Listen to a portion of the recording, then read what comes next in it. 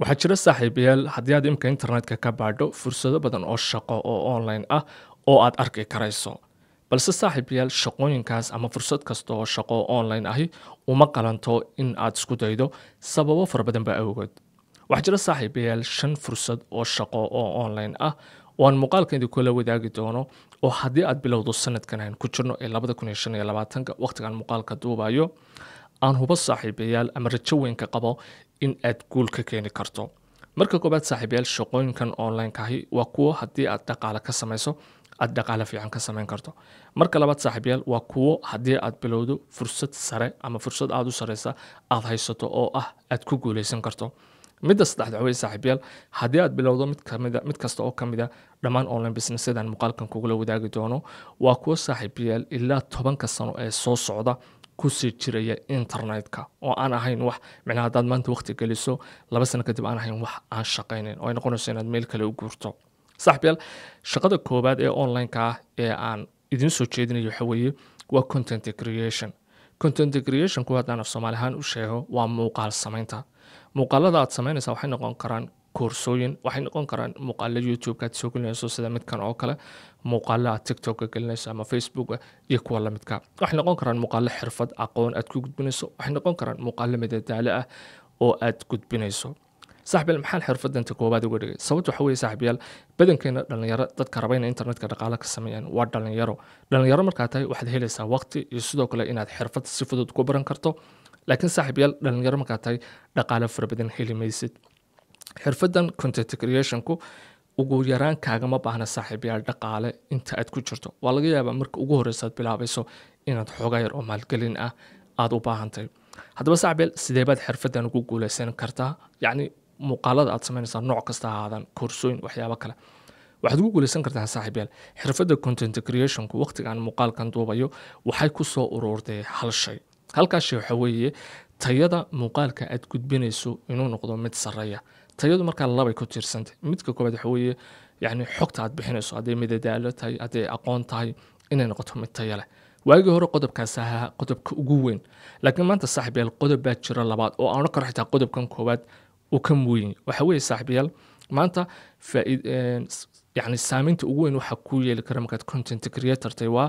productionka ama tayada muuqaalka aad gudbinaysaa inay sareyso waxaan u jeedaa kamarada aad ku duubaysa inay fiican tahay editingka muuqaalka lagu sameeyey inuu sareeyo microfoonada codka lagu duubayana inay fiican yihiin haddiiba microphone iyo kamarad la isticmaalayo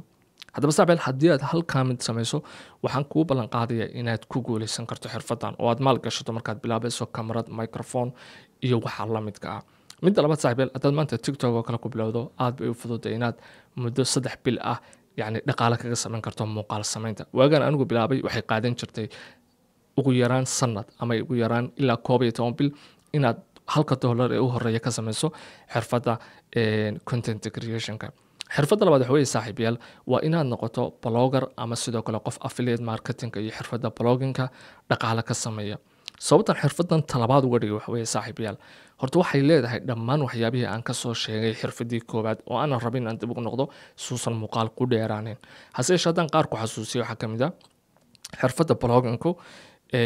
kaagama baahna maalgashi fara badan sidoo kale saaxiibayaal xirfadda blogging-ku hal mid bay ku wacantay oo ah yacni ma noqonaysid qof muuqiisa la arko qof la xukumo qof dad la macaamilaya keliya ma article iyo maqaalo ayaad qoraysaa hay'asha saaxiibayaal xirfadan waxaa jira boqolaal muuqaalo aan ka sameeyey oo ay qaarkood yihiin koorsooyin dhan oo lagu baranayo sida loo sameeyo website blog ah si aad affiliate marketing ahaan iyo blog ahaan dhaqaale uga samayso koorska xitaa linkigiisa waxaan idiin soo dhigay muuqaalkan qaybtiisa hoose marka muuqaalo fara badan baa jira oo kanaalka ku jira oo haddaad mawduucan aad u xiiseynayso aad daawan karayso xirfadda saddexaad saaxiibayaal ee aan idiin soo jeedinayo waxa weeye waa freelancing-ka xirfadani saaxiibayaal waa xirfadda u ogolaatay dad fara badani iyagoo aan muuqooda meel walba lagu arag in aanay u baahnayn inay meel u shaqo tagaan si ay u aadaan balse iyagoo kombiyuutarkooda adeegsanaya meeshay doonaan ka jooga adduunka sidoo kale waqtigay doonaan shaqaynaya ay online-ka dhaqaale ama lacag uga samayn karaan ha yeeshee saaxiibayaal xirfadda freelancing-ka waxaad u baahantahay marka koowaad inaad xirfad leedahay ama skill aad online ugu shaqayn karto waxaa jira kumanaan skill aad ku shaqayn karto waxaa ka mid a graphic design-ka video editing-ka website samaynta gaar ahaan web design-ka wordpress iyo kuwa la midka ah waxaa ka mid ah social media management-ga waa kuwa ugu waaweyn saaxiibayaal sidoo kale qaar fara badan oo kala jira haddaba saaxiibayaal xirfadan waxaa jira websaytyo waaweyn oo lagaga shaqeeyo, waxaa kamid ah Upwork, waxaa kamid ah Fiverr,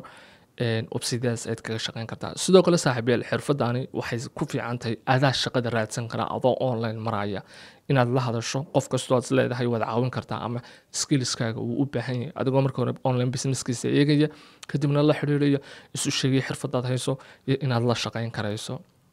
haddaba saaxiibayaal xirfadana waa xirfadda saddexaad. War wanaagsan baan idiin sheegaya oo ah course dhammaystiran bilow ilaa dhammaad oo ku saabsan freelancing ayaan soo wadaa ugu yaraan muddada 20 maalin ah ee soo socota.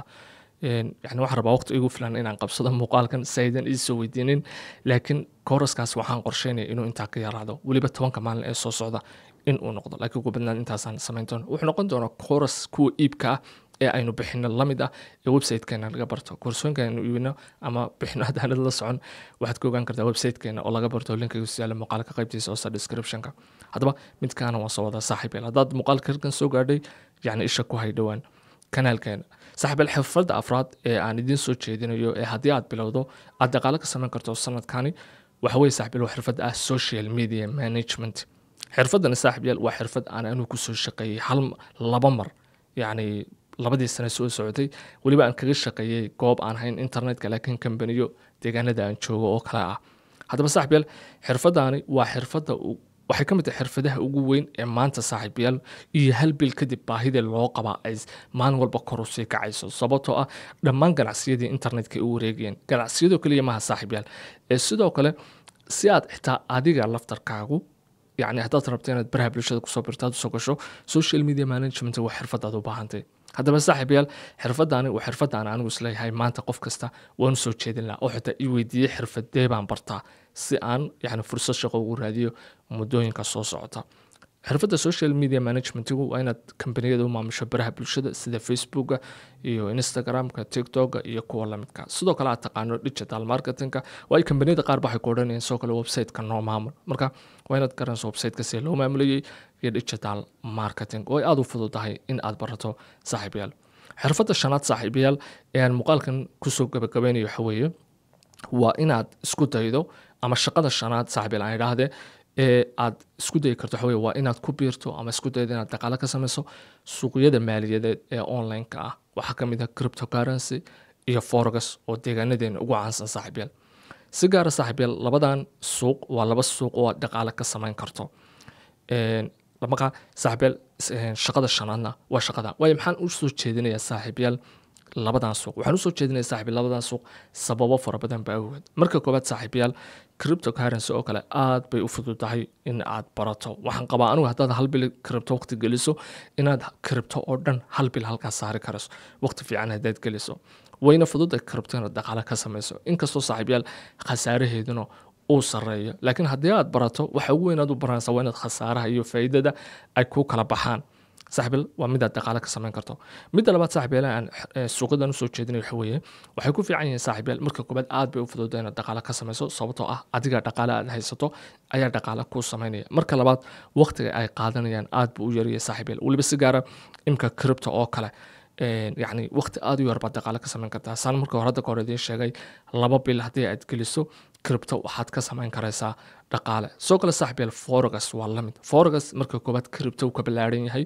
waqti aad u dheer bay qaadanaysaa inaad completely fahanto iyo inaad khibrad samaysato. soo kale faa'iidooyin buu leeyahay saaxiibayaal aanay crypto lahayn oo ay ka mid tahay dhaqaale aad ku bilowdo. forex way fududa inaad hesho, kambaniyaa jira kuu fududaynaya inaad dhaqaale iyagu leeyihiin aad yani forexka ku trade garayso, laakiin forex wuxuu u baahan yahay waqti iyo dadaal saaxiibayaal. ha yeeshee forex maalinka aad experience noqoto dhaqaalaha aad samaynaysaa saaxiibayaal wuxuu noqonayaa mid sare. fursadda aad guul kaga keeni karto trading kastoo aad samaysaana waxa weye saaxiibayaal way saraynaysaa. haddaba saaxiibayaal shantaa xirfadood aan idhaahda shantaa shaqo ee online-ka ah haddii aad bilowdo waxaan rajo weyn ka qabaa sanadkan 2025 iyo sidoo kale saaxiibayaal sanawaadka ku xigaba dhammaan shaqooyinkan inaad u haysato fursad sare oo aad dhaqaale fiican uga samayn karto. saaxiibayaal muuqaalka intaan aan ugu talagalay inaan idinkula wadaago waxaa idinla wadaagay shaqooyin fara badan oo online ah. su-aal kasta oo aad qabto oo waxyaabahan kugula wadaagay muuqaalka ah waxaad igula wadaagi kartaa commentiga muuqaalkan. waxaan isku dayi doonaa inaan ka wada jawaabo dhammaantood inta aan awoodo. muuqaalkana saaxiibayaal marka la intaan ku saafmeeraya waxaan rajaynayaa inaad wax ka faa'iideen haddii ay dhacdeen muuqaalka like inoo saar haddii aanad waxba ka faa'iideen oo aan waqti kaa lumiyey muuqaalka waa dislike garan kartaa muuqaalkan ka xiga intaan ku kulmi doono aniga idinka waxaa idin rajaynaya khayr wassalaamu calaykum